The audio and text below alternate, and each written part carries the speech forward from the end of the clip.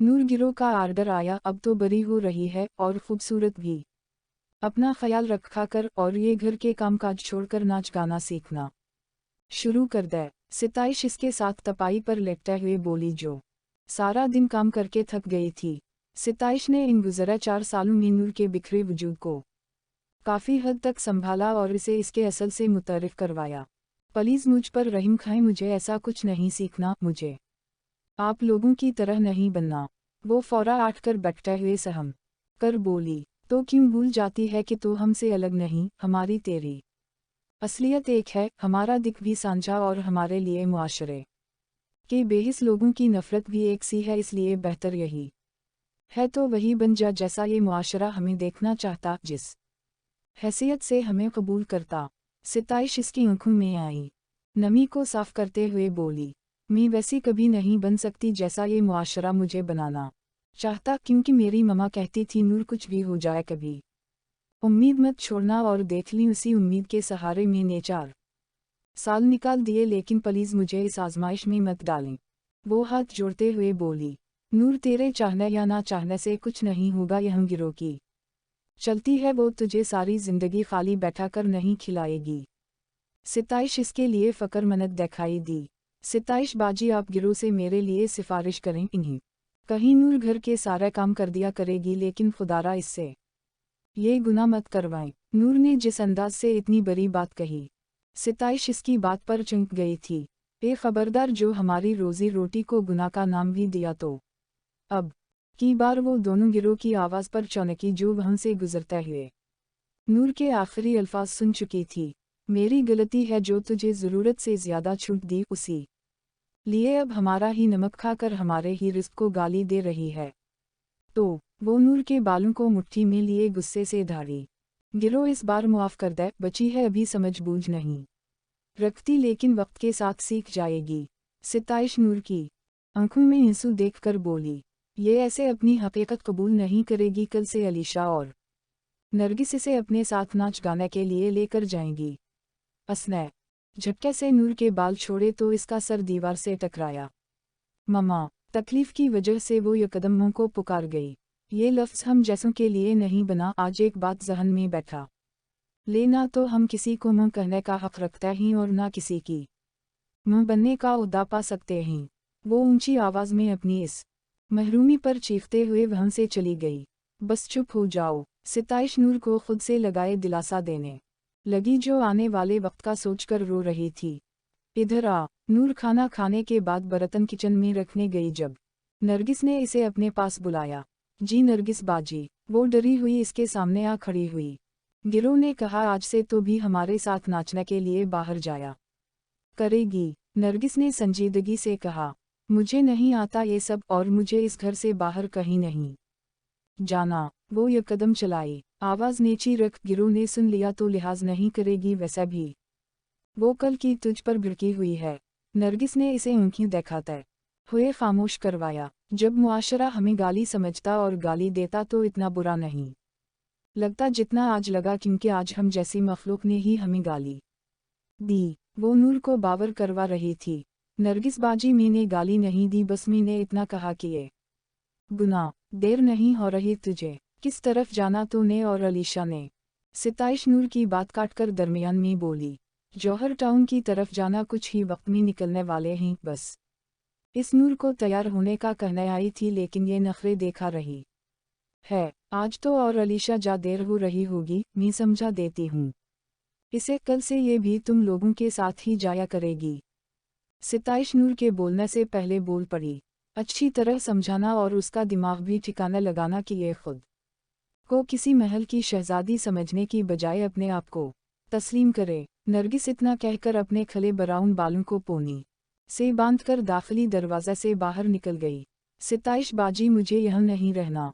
नूर रोते हुए इसकी तरफ लपकी, खबरदार जो एक भी लफ्ज़ मीना से निकाला, वरना गिरोह 1 मिनट नहीं लगाएगी तुझे बेज़बान करने में।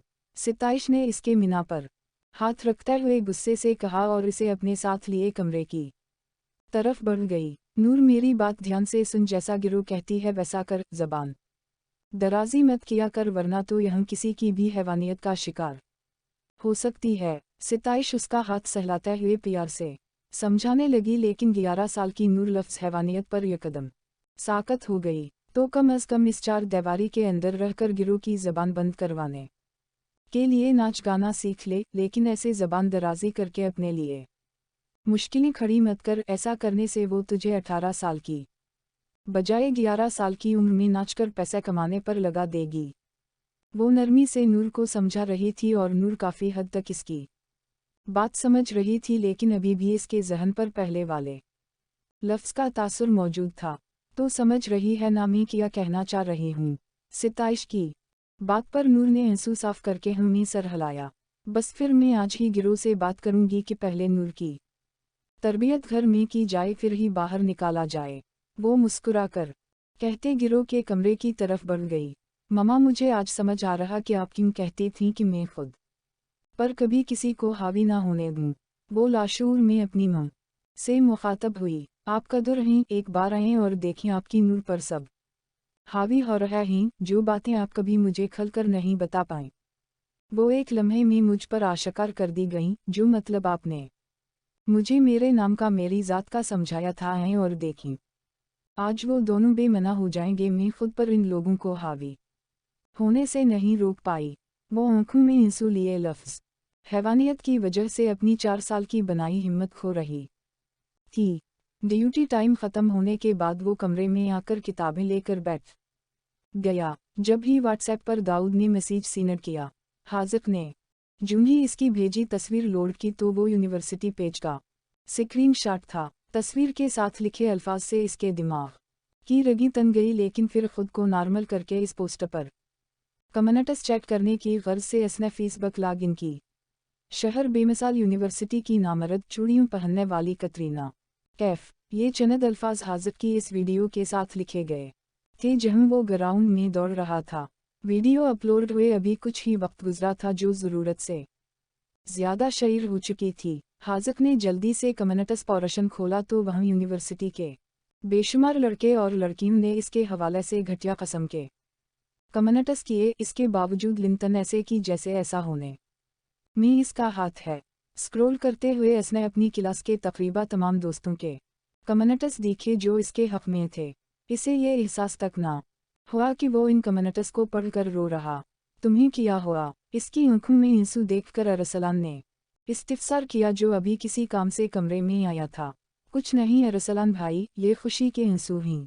वो चेहरा साफ करते हुए बोला, खैर ये सब छोड़ी, आपको कुछ दिखाता हूँ।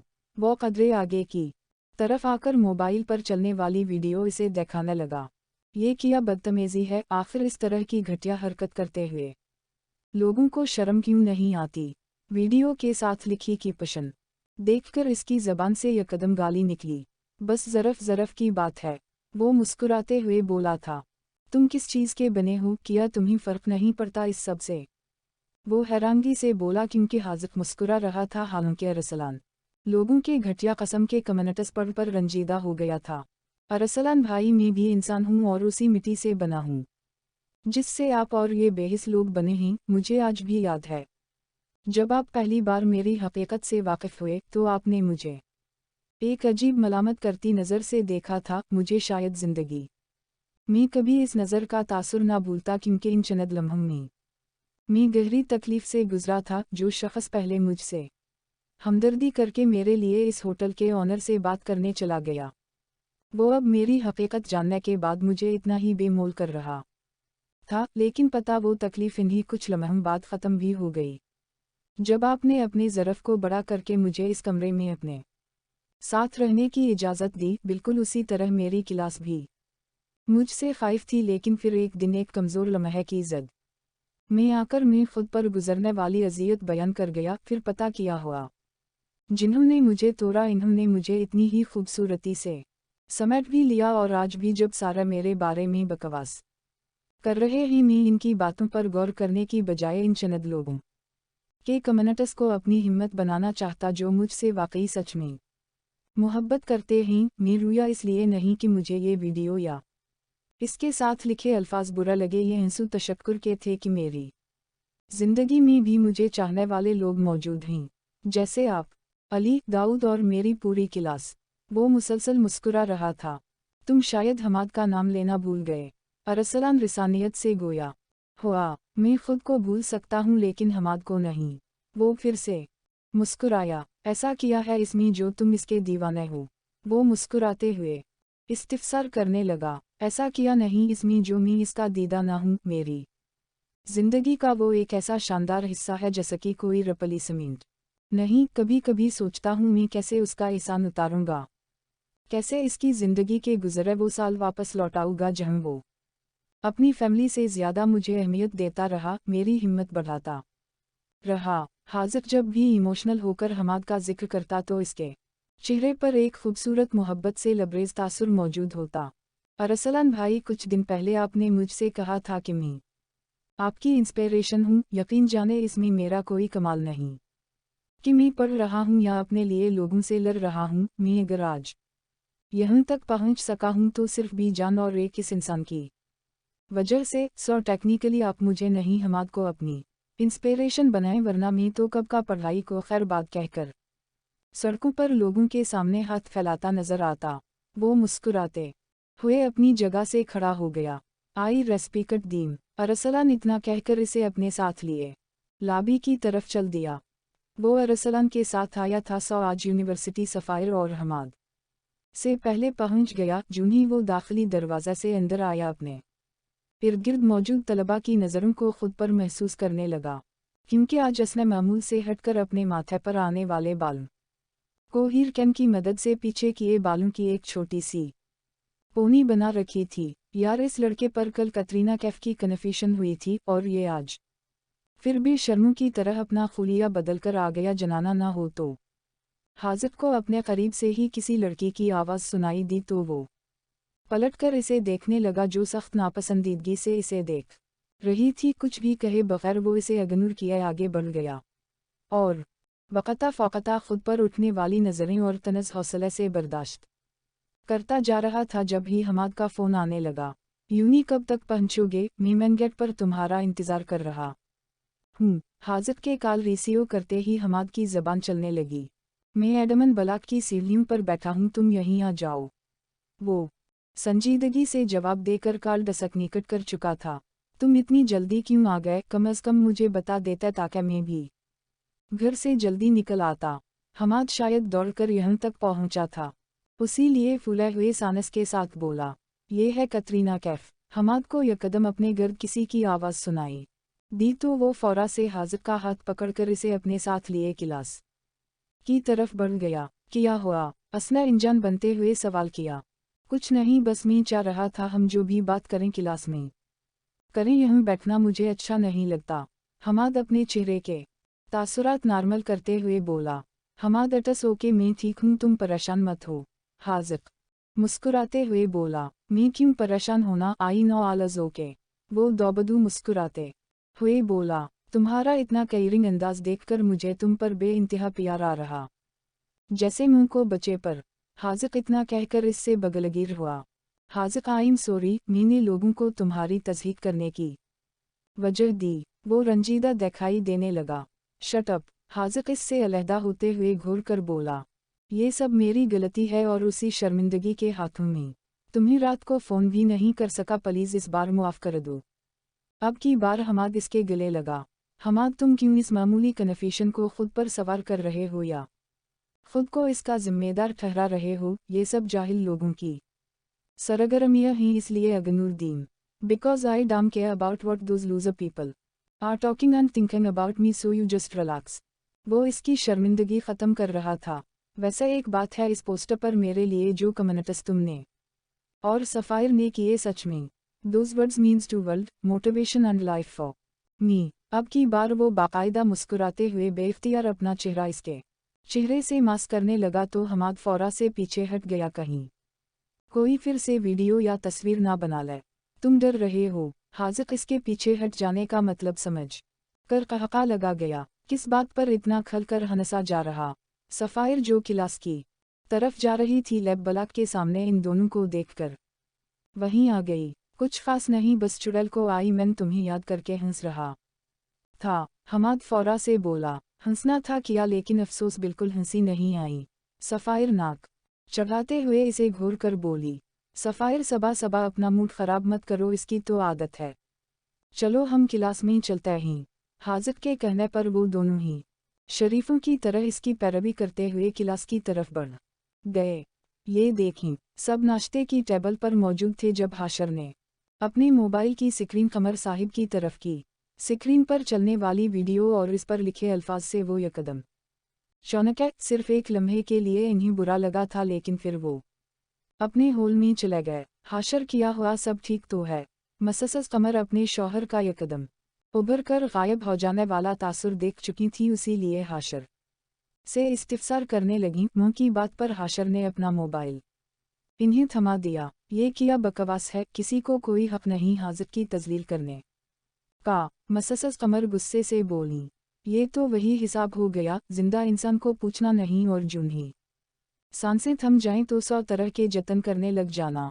इनाया मसस कमर को देखकर तंजिया अंदाज में बोली, इनाया ये किस लहजे में तुम बात कर रही हो? कमर साहिब ने इसे टूका। डैडमी ने तो जनरल सी बात की, अब अगर आप उसका कुछ और मतलब समझ रहे हैं तो अटस नॉट माय हेडेक। वो खाने की प्लेट से हाथ खींचकर गोया हुई और वहां से आठकर चली गई। किया ये अभी भी यूनिवर्सिटी जाता?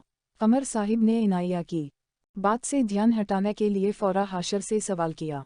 मैंने पोस्टर पर कमेंट्स चेक किया, इससे तो यही जाहिर है कि हाजिक ने पढ़ाई नहीं छोड़ी। वो मोबाइल रखकर ब्रेड पर बटर लगाते हुए बोला, कमर प्लीज हाजिक को वापस ले आए। ममता ने आज फिर कई दिनों बाद सर उठाया था। मैंने इसे यहाँ से जाने के लिए नहीं कहा था, वो अपनी मर्जी से गया था, इसलिए बेहतर यही होगा तुम इसके बारे में सोचना छोड़कर इनाया पर ध्यान दो, जो ज़रूरत से ज़्यादा बदलिहाज होती जा रही है। वो नाश्ता अधूरा छोड़कर अपना कोट उठाकर वहां से चले गए। कुछ ही वक्त में हाशर भी बगैर कुछ कहे चला गया और मसस कमर को पछतावा एक बार फिर से घेरने लगे। काफ़ी दिनों बाद हाजिक, सफ़ायर और हमाद के अलावा दाऊद, अली, ईमान, समायरा वगैरह सब इनके साथ कैफ़े आए थे। मैं किया सोच रहा हूँ आज शर्त लगाकर पानी पूरी खाएं। हमाद पुरजोश होकर बोला, आई जसट लो पानी पूरी। सफ़ायर फौरा से बोली, फिर लगी शर्त। हमाद अपनी शातराना हंसी पर काबू पाते हुए बोला, मैं शर्त लगाकर खाने के लिए तैयार हूँ अगर पे तुम करो। वो समझदारी से काम लेते हुए बोली, आई है वो आपलेन। वो चटकी बजाते हुए बोला तो तकरीबा सभी इसकी तरफ नासमझी से देखने लगे। लसन हम ज़्यादा सी पानी पूरी 2 प्लेट्स में मंगवाएंगे। जिस ने पहले हार मानकर खाना छोड़ दिया वो सारा बल देगा, और न सिर्फ बल देगा बल्कि अपने पैसों से इन सब आए भूखे तमाशाइयों को भी खिलाएगा। हमाद इतना कहकर पॉकेट से 1000 का नोट निकालकर टेबल पर रख चुका था। Challenge accepted. सफ़ायर टेबल पर 1000 का नोट रखते हुए बोली, मैं ऑर्डर देकर आता हूँ, तब तक मेरे हिमायती एक तरफ हो जाएं और सफ़ायर के एक तरफ। वो अली को आंखा मारते हुए काउंटर की तरफ बढ़ गया। हमाद ऑर्डर देकर पानी से भरा जुग और 2 गिलास लिए टेबल पर रखकर प्लेट्स लेने चला गया। भाई ला यार, एक प्लेट में बना देता हूँ। हमाद इसे आहिस्तगी से हाथ चलाते देखकर बोला और रैक में रखी प्लेट उठाकर गोलगप्पे भरने लगा। एक नज़र उसने पीछे मुड़कर देखा तो किसी का ध्यान अपनी तरफ ना पाकर वो अपने शैतानी दिमाग को हरकत में लाते हुए सफ़ायर की प्लेट में मौजूद गोलगप्पों में तीखा मिर्च मसाले भरने लगा। कुछ ही वक्त में दोनों प्लेट्स टेबल पर रखे वो दोनों एक दूसरे के सामने बैठ चुके थे। अगर किसी एक को सपूरत किया तो दूसरा मीना बना लेगा, इसलिए मैं न्यूट्रल। हाजिक दरमियान में खड़ा होते हुए बोला, अली ये मेरा फ़ोन पकड़ो और अच्छी सी फोकस करके वीडियो बनाओ, ताकि अगर चीटिंग हो तो हम रीप्ले करके देख सकें। आफ्टर ऑल 1000 रुपये का सवाल है। हमाद अपनी बेवजह उमड़ने वाली हंसी पर काबू पाते हुए बोला,